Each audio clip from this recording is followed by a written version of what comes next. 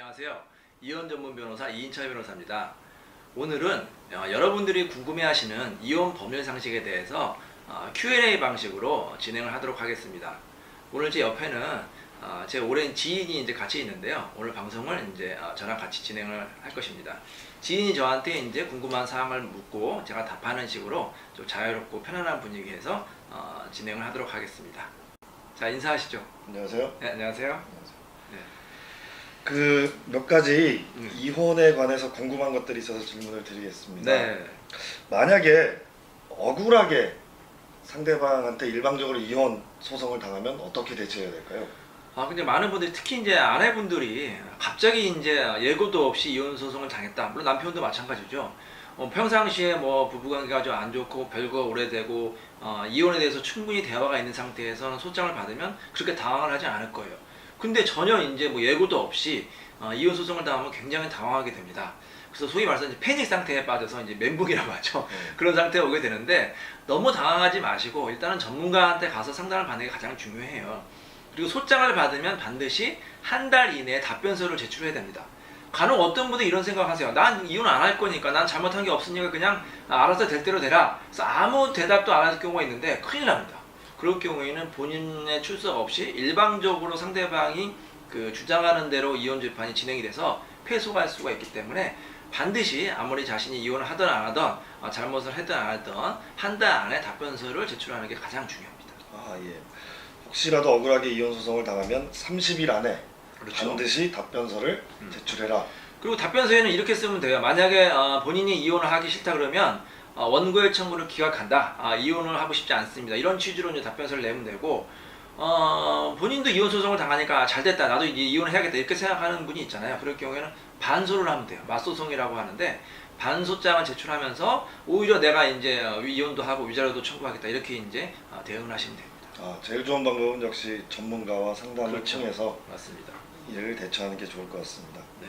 이제 뭐 또 다른 경우에 대해서 질문을 드리고 싶은데요. 네. 혹시라도 네. 뭐 부부 생활을 하다 보면 뭐 싸움이 있을 수 있지 않습니까? 그렇죠. 싸움을 하다가 싸움이 격해져서 음. 만약에 이게 가정 폭력까지 이어진다면 그럴 경우는 어떻게 대처해야 되고 어떻게 신고를 해야 될까요?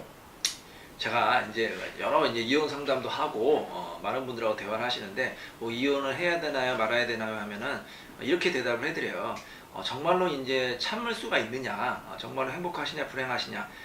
근데 이제 많은 분들이 뭐 단순히 성격 차이다 그럴 경우에는 그냥 참고 사시고 한번 지켜봐라 이렇게 이제 답변을 드리는데 가정폭력 같은 경우에는 그냥 바로 이혼하라고 하십니다. 사실 맞고는 못 살거든요. 남편이건 아내건 상대방이 폭력까지 그것도 이제 한두 번이 아니라 상습적으로 하게 된다. 그런 경우에는 도저히 살 수가 없는 거죠. 그리고 이제 자녀들도 굉장히 걱정이 되는데 이 심리학적으로도 자녀들이 부모님이 계속해서 싸우고 특히 이제 폭행까지 뭐 주고받고 하는 거는 굉장히 자녀한테 악영향을 미친다고 해요. 그럴 경우에는 차라리 가해자, 피해자를 분리하고 빨리 이제 조치를 취하는 게 좋은데요. 가장 손쉽게 할 수 있는 게 112에 신고하시는 거예요. 예전에는 사실 112에 신고해도 가정 내 문제니까 가정 내에서 해결하세요. 뭐 훈방 처리하거나 그냥 경찰에 그냥 가는 경우가 있는데 최근에는 가정 폭력 같은 경우에는 이제 범죄로 인식이 되고 있고 우리 경찰에서도 굉장히 이제 그 개입을 많이 하고 있어요. 그래서 뭐 심할 경우에는 그 사람을 체포할 수도 있고 아니면 또 이제 그 가정 보호 사건이 돼서 많은 분들이 또 걱정하시는 게 뭐냐면 혹시 신고하면 그래도 남편이고 아버지인데 전과가 나면 어떡할까? 그것 때문에 이제 신고하고 싶어도 신고를 못 하시는 분이 있는데 그런 분들을 위해서 이제 형사 처벌이 아니라 이 가정법원에서 가정보호사건으로 처리하는 그런 제도가 있거든요. 그래서 너무 걱정하지 마시고 피해자 같은 경우에는 빨리 112나 아니면 법원에 이제 접근금지 가처분 이런 거 신청할 수 있으니까 구제를 요청하는 게 좋겠습니다. 가정 폭력이 발생하면 일단 무조건 112로 신고하는 게 가장 맞습니다. 좋다. 네. 근데요, 물리적으로 발생하는 폭행은 음. 112에 신고하면 될 텐데 폭언이나 네. 정신적인 학대 그런 경우는 어떻게 해야 되나요? 좋은 지적인데요. 이 가정폭력의 범주가 물리적으로 이렇게 사람을 때리는 건 물론 가정폭력이 되겠지만 언어폭력도 넓은 의미의 가정폭력이에요. 그 사람에게 심한 욕설을 한다든지 아니면 뭐 인격적인 무시를 하는 말을 한다든지 아니면 어떤 뭐 방치를 한다든지 아니면 뭐 구조가 필요한 사람을 계속해서 그냥 놔둔다든지 아니면 정서적으로 학대한다든지 아니면 뭐 성폭력을 한다든지 다 넓은 의미의 가정폭력으로 할 수가 있기 때문에 신고를 하거나 법원에 구제를 요청하는 게 좋은데 여기서 중요한 게 한 가지가 있습니다. 나중에 경찰에 신고를 하거나 법원에 구제 요청을 해도 그냥 말로만 주장을 할 경우에는 상대방이 부인할 경우에는 그게 인정을 못 받을 수도 있어요. 그래서 반드시 증거를 마련해야 되는데 가정폭력의 증거는 뭐가 있을까요? 예를 들어서 일단 병원 진단서나 그렇죠. 경찰의 출동 기록 맞습니다. 이런 것들이 있겠죠. 병원 진단서 같은 경우에는 일반 진단서가 아니라 상해 진단서가 좋아요. 왜냐하면 상해 진단서에는 이 상해 원인을 적는 난이 있거든요. 그럴 경우에는 이제 남편이나 뭐 아내의 폭력 때문에 이렇게 상해가 났다. 그래서 이제 그런 게 이제 기록이 남고요.